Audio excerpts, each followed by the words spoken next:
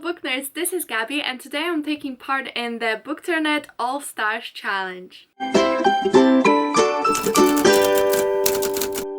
So if you haven't heard, this challenge was created by Rachel Marie from Rachel Marie's book Journey, whose channel I'm gonna link down below, and it's a really amazing challenge to take a part in because, as you know, we're in the middle of a pandemic and this really has hit a lot of industries and people and touched so many lives. So Rachel Marie decided to give back to the community by creating this challenge where she gave us Bookternet darlings, and that is all authors and books that are just so popular in Booktube. And you're supposed to answer if you read their books, if you haven't read their books, what you thought of them. You can share the challenge with the hashtag Bookternet gives back. This can either be a video, a photo, it doesn't have to be anything too elaborate, but for every entry Rachel Marie will give €1 donation, and you can also donate yourself. I'm gonna link all the information on Rachel's videos and all the information about the challenge down below. I just think this is such a cool challenge and I've thought I would have loved to participate, so here I am participating. Thank you to Rachel Marie for being amazing. Yet again, she's always comes up with so many interesting bookish challenges and now she's using her powers for good, so thank you so much and I'm really happy to be participating. Alright, without further ado, let's just get into the book. So as you can see, we have a chart of very popular YA authors in some really popular YA books. So let's kick it off. First is Angie Thomas. She's the author of The Hate You Give and On the Come Up. Two books talking about the African American experience in the US. I have not read The Hate You Give, but I know there has amazing reviews. But I have read the On the Come Up, which is a book telling a story of a girl whose biggest dream is to become a rapper, and she enters the underground rap scene to help her family financially. I quite enjoyed it. I give it 3 out of 5. I have been falling out of love with contemporaries a little bit, so it wasn't one of my new faves, but at the same time I thought it was really well written and the story was quite powerful, so I'd highly recommend it. Next up we have the Shatter series by Tahereh Mafi. This was originally a trilogy telling the story of Julieta, who is locked into in a mental institution because her touch is a killer. No. I read the original trilogy way back when it was first released and I really enjoyed it. I think the first book, it leaves you really wanting, but the second and third is so good. But now there's 3 more books in the series. I was supposed to be doing this really big reread this year, but I only read the first one and it just kind of died down, so it's sad times. The first series is really good. I don't know about continuation. It does seem a little bit unnecessary to me because the story felt okay and finished to me, but you know. Next up we have Leigh Bardugo. So Leigh Bardugo is the author of many loved series on Booktube, but mainly the Shadow and Bone trilogy and the Six of Crows duology. All of these are what consist a Grishaverse. They're extremely popular. There's a TV show coming out very soon on Netflix. I mean very soon. It's coming out sometime on Netflix, and I have read almost all of her books except for Crooked Kingdom and King of Scars. I thought that the original Shadow and Bone trilogy was okay. It wasn't my favorite, but I did read it quite recently, so it didn't have that love that other people have from nostalgia, and I absolutely love Six of Crows. I think Six of Crows is such an amazing book and I cannot wait to read Crooked Kingdom.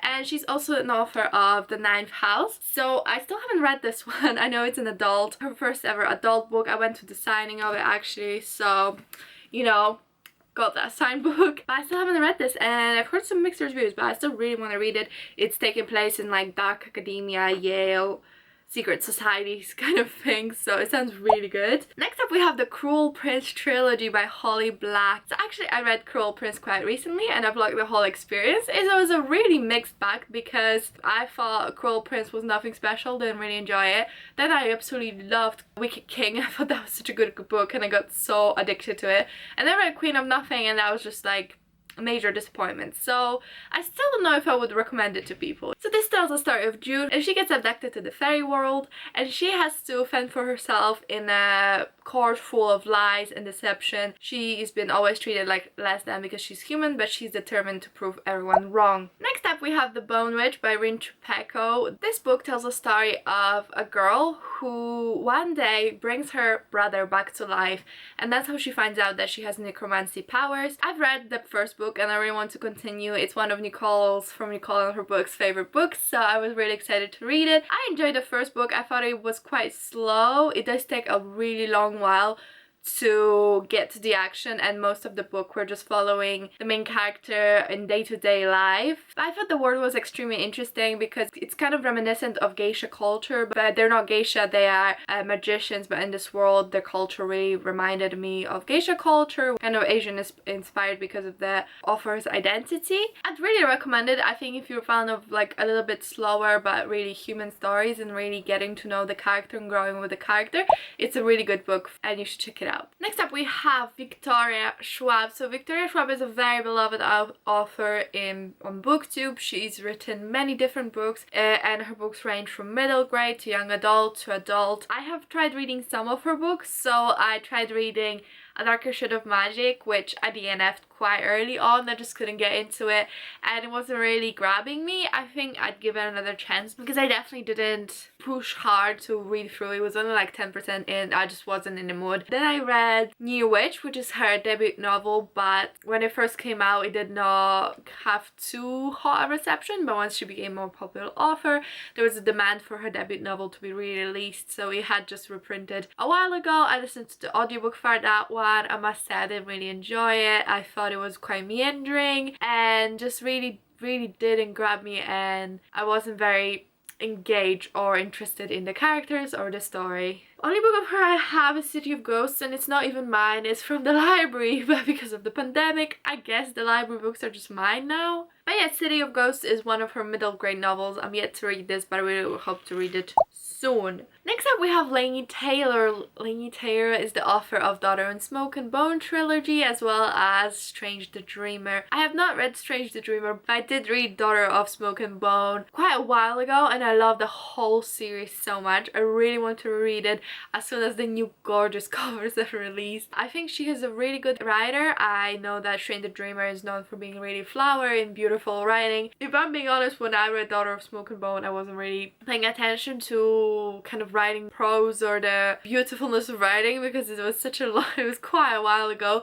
But I did know that it was a really cool, engaging story that really took a different spin and it had a really cool main character, so I'd highly recommend it. Next up is Illuminate Files by J. Kristoff and Amie Kaufman. I have not read Illuminate Files. I know it's a sci-fi novel told in a kind of multimedia format with email entries and data entries and that kind of thing. So I've heard that it's really cool and an engaging experience. I really want to read it, but I feel like the physical book would be the best, and right now I don't really have an access to that. But I know it tells the story of a couple that just broke up, and the day they broke up I think the planet gets invaded and they have to go onto some kind of space pursue or like heist. I'm not sure. I think it's something like that. Next up we have Scythe by Neal Shusterman. Scythe is an amazing series that I've read except for the last book.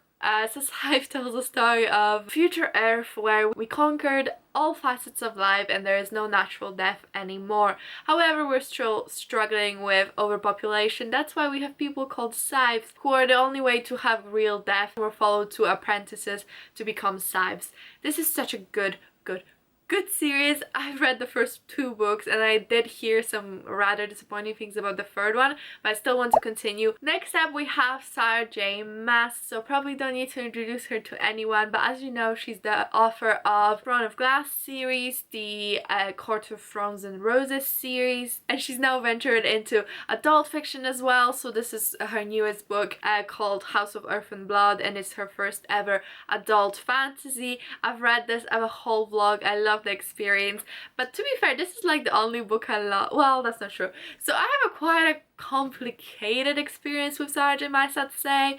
I first read A Court of Thorns and Roses series and I felt very meh about the first book. I absolutely loved second book, and then I was really disappointed with the third one. So very similar to the Cruel Prince series. Then I also read her Throne of Glass series all the way through except for the last book, Kingdom of Ash. I wouldn't say say I enjoyed reading it. I thought that it was very simplistic. I don't like some of the main characters, but at the same time it was really quickly written so that I got through it very easily, and it was really addicting. So even if I didn't really enjoy everything that was happening, I still wanted to know what's happening, and I'm definitely reading the last book because I want to know how it ended. I feel like I've invested a lot of time now, so I'm going to invest even more. I keep jumping around. Okay, we missed some. Wow, how did I get so confused?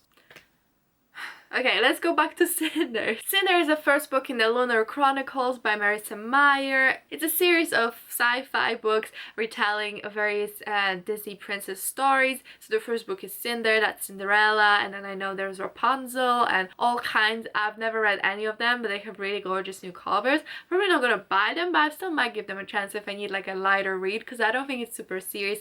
I did read Heartless by Marissa Meyer, really enjoyed it. I know now she has like the Renegade series, so I really am interested in that as well, so I want to check out some of her other works. Next up we have Adam Silvera. So Adam Silvera is a very popular YA contemporary author. His books includes works such as What If It's Us, More Happy Than Not, They Both Die at the End, and History Is All You Left Me, which is the only book of his that I have read. I just checked because I wasn't sure. I felt like I have read it, but I wasn't sure, and I gave it 5 stars on Goodreads, but I did read it like a while ago. I don't really remember anything about this book, but apparently at the time I really loved it. Next up we have Cassandra Clare. Cassandra Clare is such a long-lived author and booktube as well. So she's the author of the Immortal Devices series. Mortal Instrument. I keep... So she's the author of Mortal Instruments series, as well as Infernal Devices, Dark Artifices, and now I think this one's Last Hours. So these are all books set in the same universe called the Shadow Hunter universe. And they all tell the story of angel descendants who are demon hunters, and it's set in like modern day New York, at least the first series, and then it kind of goes through all the history. So we go forward in the history, we go backwards in the history. It's very complicated. Honestly, there's so many books, so I have read basically all of them except for Red Scrolls of Magic, which I do want to read. I'm just quite behind. I have her newest book here. I actually have a book talk for Chain of Gold, which is the first book in her newest series that just came out this year. The first 3 books in the Mortal Instruments series are really not good. I'm sorry, but they're not written well, they're not as grabbing, and they're not as compelling. But then once you get to the 4th book and you keep going, they just get so much better. And then her Infernal Devices series after that is just like so good. And then we have Dark Artifices, which the first 2 books were amazing. 3rd one is quite a big disappointment. And now her new series, which is alright. I enjoy it, I think it's good. I just don't have the same passion I had for them once. A world that I've been in for so long, it's kind of hard to wow me now, because I feel like some plot lines and some plot points are being recycled. So there's that. So you can see all the books here plus the Red Scrolls of Magic, and I think this doesn't even have the whole 3rd newest series. So there's a lot of books and I've read them all, so there you go. Alright, now we're back on track. So next up we have Ember in the Ashes by Sabaa Tahereh. I've not read this book. I have heard pretty good things. I am tempted because they have new covers that look really good, and I am just so vain that I'll just pick up a book because they have new good covers. I don't really know anything about this series. I know it's like I think Middle Eastern inspired fantasy, but that's all I know about it, but I do want to check it out. Next up we have Shawna Mcguire. Again, I read a lot of her books, but I have very mixed opinions on all of them. So I have read the Wayward Children series by her, which is kind of novella series. All the books are very short and they all tell stories about children who go to different portal worlds, then they have to come back and kind of cope with being in the real world. I enjoyed some more than others. The whole series as a whole doesn't really wow me or excite me that much. I absolutely love the 2nd book. I love all the books that are taking place in like really dark, grim worlds. That's what interests me, but I think they're okay, especially the audiobooks really helped me to get through them really quickly, so I would recommend the audiobooks for them actually. I think that's a really good way to consume them. I also recently read one of her other books called Middle Game. Middle Game is a story, a kind of a sci-fi fantasy genre bending book about two children, Roger and Dodger, who are twins but not quite human, and they get separated at birth and have to find each other. I have a whole reading vlog for this book along with some other books. I love this book so much. I think it's so well written, so interesting, so intricate, such an interesting world and such a good experience. I really enjoyed it. And I have also read her other book that she wrote under her pseudonym Mira Grant, so that's Into the Drowning Deep. Into the Drowning Deep tells the story of a filming crew for a show that kind of tries to prove the paranormal is real. They go on an exploratory journey to a place where there's been sightings of mermaids and they disappear, and then there's another ship going to find them. Basically about killer mermaids, and mermaids are like my absolute favorite mythical creature, so I was super excited for this.